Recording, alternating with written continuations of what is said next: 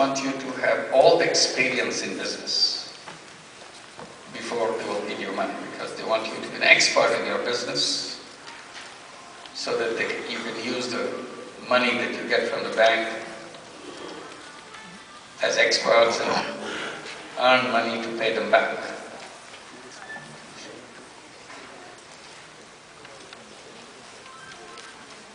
We reversed it. We go to the poor people and poor women. When we approach the poor women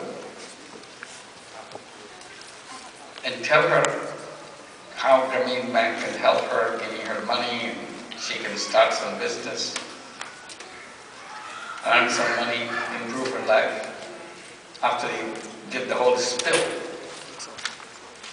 she says, no, not me. Don't give money to me. I don't know anything. I don't know what to do with your money.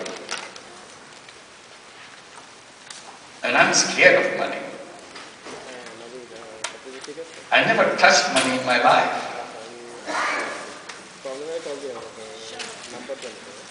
We train our staff in Grameen Bank how to do the job.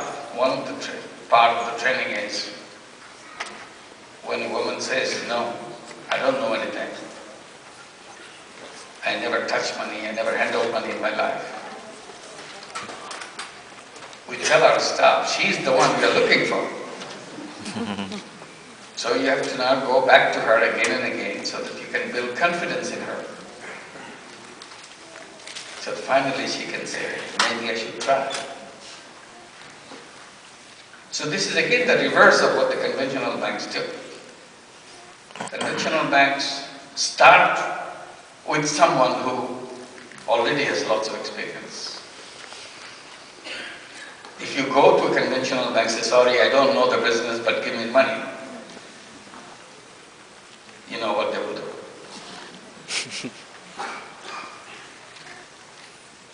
And today we have 7.5 million borrowers in Grameen Bank, in Bangladesh.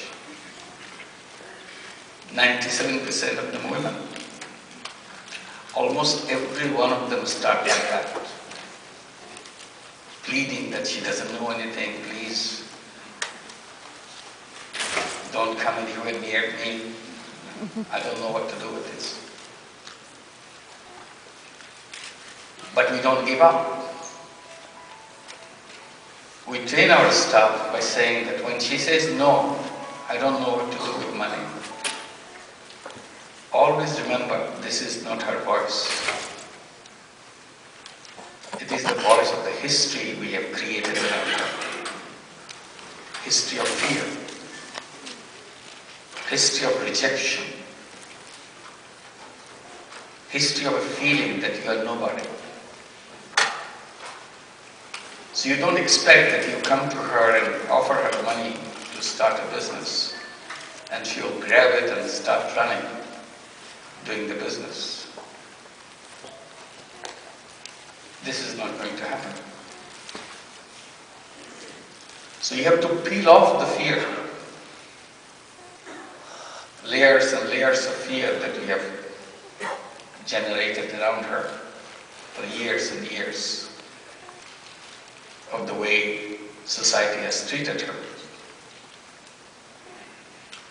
And finally, when those layers are peeled off, the real person can come up and say, maybe I should try. So that's, again, something you do quite differently in your system than what is practiced in the conventional system. So if you go down the line, one after another, you'll see how different the system is. Conventional banks are owned by the rich people. And particularly rich men. But the Grameen Bank is owned by poor people, and particularly poor women. All our borrowers happen to be the shareholders of Grameen Bank. So it's owned by the borrowers.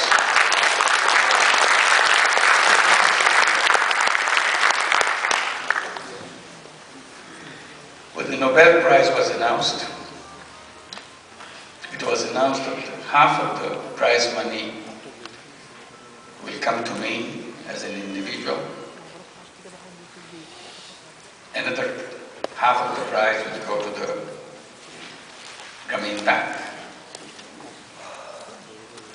So the Nobel Committee called me up several days after the announcement to find out the details of my visit to Oslo, all the details of the trip. And they asked, who will receive the prize which is given to Grameen Bank? I immediately said, of course it will be received by the owners of the bank. And when I say owners, they wanted to know how many owners. They thought maybe 4, 5, 6, 10. I said 7.5 million. For a few seconds, they didn't say anything, they kept quiet. Because Norway has only 4.5 million people.